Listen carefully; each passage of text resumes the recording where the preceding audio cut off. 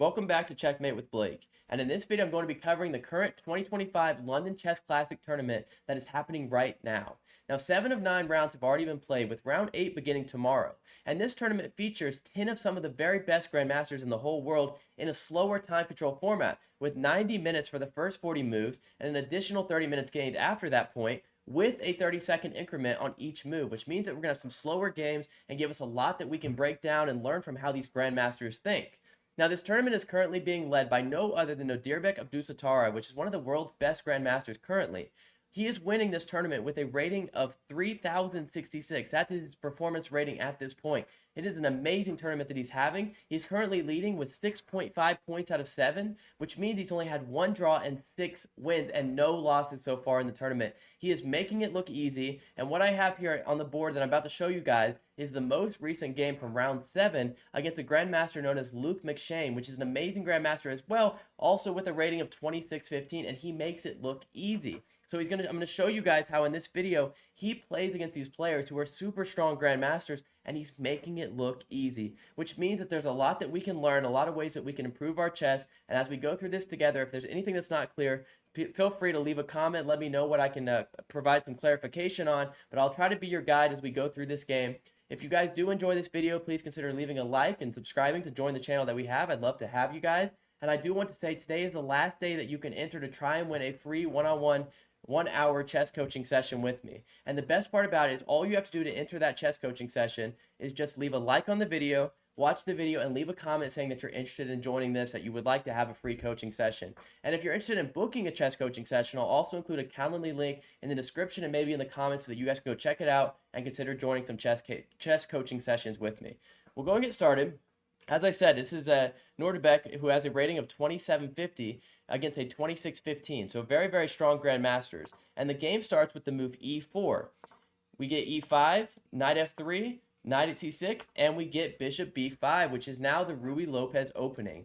So there's a lot of things that can happen here, but what Luke decides to play is actually the Berlin defense. Now, the move that Nodirbek plays in this position is actually d3. Now, I want to stop and just go ahead and do a quick analysis of what is the move d3? Why would we play it? Because to some of you who, specifically maybe lower rated, you may see d3 and think, this seems passive. Yes, we're activating our bishop, but why are we wasting a move in the center here by not, trying to fight for the center? Maybe developing the knight, something like that. But the reason that d3 is played, this is actually kind of called the anti-Berlin system. This is like the anti-Berlin. So the reason behind it is because an alternative move that you may see, you may be familiar with, would be to castle. But after castling, if knight takes e4 is played, the move is typically d4, although rook e1 can also be played. d4 is usually played. We go here, take, and this is some of the this is the main line for the Berlin that people try to play into, or I won't want to say the main line, but this is something that a lot of players play, and this is also known as like the Berlin draw or the Berlin endgame, and it's known for that because it's almost a theoretical draw. As you can see, I mean, technically white is up 0.23 according to the engine here, or 0.27 is what it says, but this is pretty much a known draw, and as we know from what I said, he has not lost any games. He's only drawn 1 game. So Nodirbek is not looking for a draw in these games. He is trying to win. So he plays the anti-Berlin system with the move d3. And d3, as you'll see, is designed to stop the Berlin. And we'll see how Luke tries to play against it. So now bishop c5 comes in and this move c3. c3 is pretty typical because sometimes this bishop wants to reroute back here. If they try to tempo it, a lot of times the bishop will end up on c2 and maybe even a queen sometimes on d3 at the very end of these lines. So c3 is also multi-purpose too because it does stop the knight from ever jumping in and kind of restricts this bishop. And what we'll see in this game is this bishop becomes a dead piece. It becomes stuck in a corner where it cannot move. Castle is played by Luke and castling is played by Nodirbek. Now d6 is played and bishop g5. Now as we can see, the game is perfectly even. It's really actually black technically has a slight advantage of 0.05 is what the engine is saying currently. But this position, it's very typical. It's very stable for both sides. There's nothing really going on here that's too crazy. Now this move 97 comes in, and it's a very interesting move because it does allow them to potentially double the pawns here. But Nodirbek is smarter than that, and he's not just going to go for this immediate doubling of the pawns. He throws in an in-between move and plays the move d4. Now d4 attacks this bishop, and of course they could trade down, but the bishop is still going to have to move at the end of the line because it is currently being attacked by the pawn, supported by the queen and the knight. So the bishop just goes back to b6, and now he decides to double the pawns. Now, what we're going to see here is a masterclass of positional chess because all he has in this position, and again, it's 0.26, 0.2 for white. And so it's a very, very small advantage. But white is going to show how these doubled pawns and this bishop that's kind of inactive and is not really doing very much, how he's going to use these to his advantage to convert this game. Now the move king h8 comes in. That's actually the best move on the board to try and get the rook over where you can attack the king side. And rook e1 is played. Another of the best moves that you can play in this position. Just trying to develop a rook and put it in the center of the board. Now rook g8 comes in and g3 is played. g3 is a good move. It's not the best move. The best move in the position was actually knight c4 to immediately attack the bishop. But g3 is one of the best moves that you can play in this. So there's nothing wrong with it. It's probably designed to simply stop this attack on the king side. Just try and make it weak. Try and blunt the attack. Now queen f8 comes in, just trying to move more pieces to this side of the party, move more pieces to try and attack the king, which as you all know is very principled. If you want to attack a certain area of the board, what you have to try and do is bring more pieces to the party. Bring more pieces to the attack, because the more pieces you have, the more tactics you'll have, and the better chance that your attack will succeed. But now we get a4, just taking space on the queen side, and kind of encouraging what Luke plays next, which is this move a6. a6 is trying to kick the bishop, but this move a4, after the bishop moves, let's say anywhere, if they were to play a random move, I want you to notice that in the very end, and this is not the very best move to play in this position, but in the very end, if this bishop ever comes down here, you will have a very strong control of the queen side, and this pawn might become an asset in an endgame, because as many of you are familiar, you know, this one pawn can sometimes stop two pawns in an endgame, because obviously, if they go here, there's en passant. Let's make a random move. If they ever play this in an endgame, and you got to try to imagine this with the pieces off the board, but they can never play here because there's en passant, and they can never play here because it would just be captured. Now, again, that's kind of complicated, and it may be hard to picture that, so try to stick with me. But if these pieces were gone and the position changes, sometimes having a pawn so advanced up the board becomes a very strong asset because one pawn can sometimes stop these two pawns here. So that's probably why that move was played. Let me go way back. Sorry, I went back too far here. It was right here. And then again, so he plays this move, and now the bishop is retreated to d3. Now after bishop g4, this is an amazing move, amazing sequence of moves. So this knight goes here to attack this bishop, and this might seem obvious to you, like maybe we should just get rid of their bishop. But after the bishop drops back, now the knight comes to e3. So this knight has made an amazing journey where it is now went here, here, and here, multiple moves in an opening, but attacking some of the weak points of their position. They don't want to lose their bishop, so they drop bishop h5. Now bishop e2 comes in, just standard moves. We're just kind of developing. This move attacks this pawn, so this queen goes here to cover it. And now after queen c8, I want to take a pause and kind of look at this position together. If we flip the board here, but first before we flip the board, let's look at what white has. White's pieces are pretty well coordinated. They're in good places. These knights are really controlling the center of the board here, as you guys can tell. And white has a ton of space where it can move around and do what they want. However, if we look at Luke's position, it does seem a bit cramped. And there's not many obvious moves that black can play in this position. And what does black also have? They have doubled pawns here that are very weak and could become targets if they're not careful. Now the move bishop d3 comes in, probably signaling that maybe we want to move the queen at some point just so that this bishop can cover this instead of a valuable piece like the queen. Now the bishop goes back, attacking the undefended knight. The knight gets moved, and bishop g6 is played, just kind of, again, attacking this. Now bishop c4 is looking at this pawn, so Luke plays rook g7. We just have some developing moves here. Knight takes g6 is actually an inaccuracy. I want to point out this is actually not the best move to play in this position, but it's seemingly, I mean, it makes sense why he played it, because you're also looking at this pawn, and of course, if this bishop moves, this knight will be captured. Let me just make a sample line for you guys.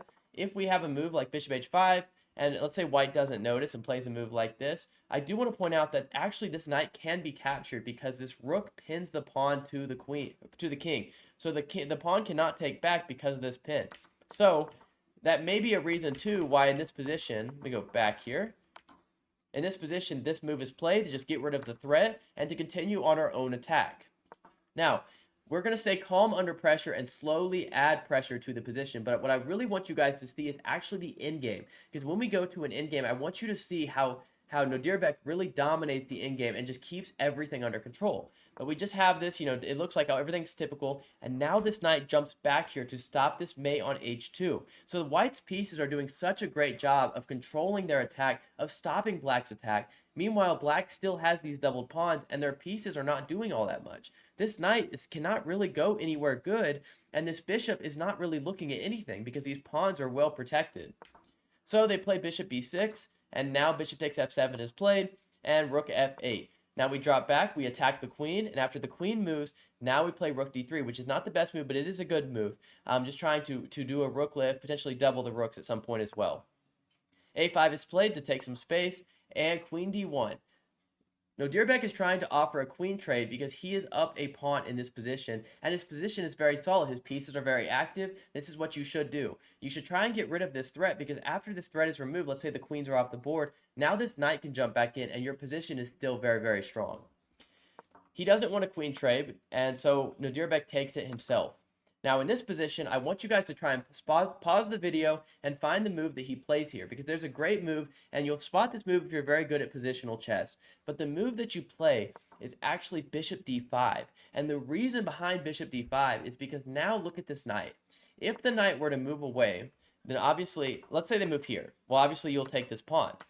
If the knight does not move, and they play a different move, well, now you double their pawns.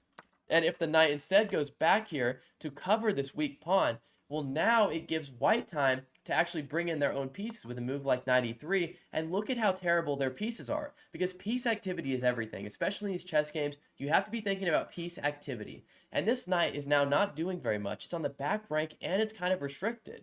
Meanwhile, their bishop is also very restricted, so what we're doing, Nodirbek is just slowly adding the pressure to make his position even stronger. He's not rushing with these moves. So anyways, this move is played instead. Now Nodirbek takes it, doubles the pawns, and takes on c4, and their bishop is still terrible. So they try to break open. Nodirbek ignores it for a positional move that plays knight e3. Now when they take, he plays this move attacking the bishop. Now, I'm going to try to explain this, because the next move that's played is bishop c5, which hangs this pawn. But if we look at a different line, if we look at, like, let's say they play, a move like rook f7, well, now you can take here and actually take this pawn, and you're going to be attacking this one. You're going to win it, because even if they try to defend it, you can double your pawns. You're going to win this pawn. You're going to win this one, and you're probably just going to completely win this game. So instead, he tries to hold on by instead, like I said, playing the move bishop c5, just giving up the pawn to try and hold the position that he has. Now knight takes e7 is played, rook e5, and king f1, just kind of moving the pieces into some better positioning. And now here it is where we win another pawn. We take, and then we play this move rook ed1, just doubling our rooks. I know this is the lesson I want you guys to see, and I want you to try to think about. When you're playing these kind of positions, one thing that I taught one of my last chess coaching students that I had in one of my previous sessions, but that piece activity is everything. You really want to focus on piece activity, especially in these endgames, because activity is everything. And there's a saying that chess is really played in the endgame, and this is true. And so what you want to do is make sure your pieces are in the perfect spot, and then you will just crush these endgames. You'll win more endgames. So the move you play here pretty much automatically is putting your rooks on the same file so that you can attack here your X-rank things, and your pieces are just better.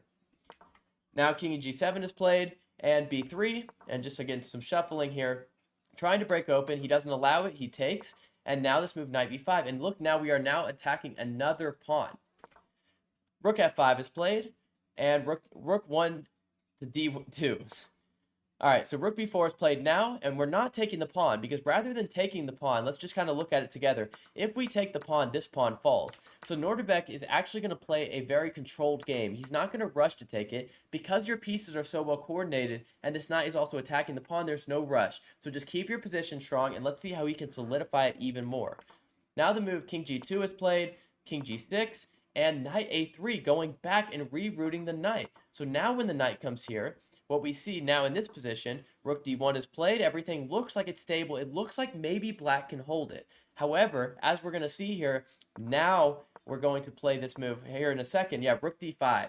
We force the rook trade, because once the rook is traded, now we're really cutting off the king. Our king is going to get in here. If they play a random move, we're going to play a move like king f3 or king h3, and we're going to get in and just continue our attack. So instead, they play the move f5, trying to restrict our king. We go king f3, king f6 is played, and now rook b5. An amazing move, because now you're asking, do you want to trade? Well, obviously, if they trade, this is completely winning. We're actually winning by 4.8. Nodirbek is completely crushing if this line is played. So instead, Rook A8 is played, and the finishing move, try to spot this move. This is the game-winning move that completely crushes the position. So give yourself a test, try to spot this move. But the move that you play is Knight B6, and Knight B6 is amazing. What does Knight B6 accomplish? Well, we're attacking the rook, and if the rook moves, there is this beautiful fork here. And after the king moves, you take this piece, and now you are up. You have 2 passed pawns. This is completely crushing. Nodirbek is going to completely win this game if this went down this line. And there's no other option because, again, you're attacking the rook. If this line is played, well, now you have a fork and a discovered attack on the rook. So now the rook would be lost. There's no move that black can play to really hold this very well. Because, again, no matter what they play, they're going to lose this bishop and lose this pawn as well in that line.